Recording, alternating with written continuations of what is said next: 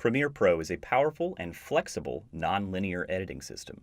When we work in Premiere, all of our actions take place in what is called a workspace, or the different settings and placements of the windows on your screen. Premiere Pro has many preset workspaces that can be easily accessed at the top of the screen or through the window menu. Many users enjoy creating custom workspaces, as all of the windows in Premiere Pro can be moved, resized, or removed if desired.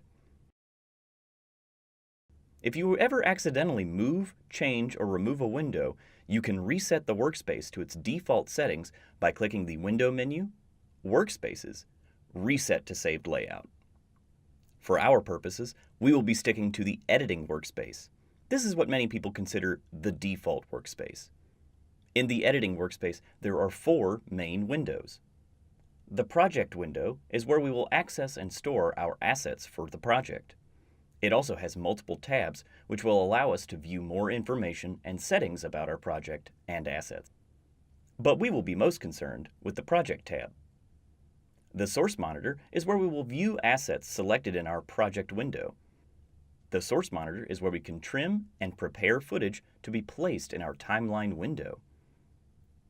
The Timeline window is where we build and edit our video project.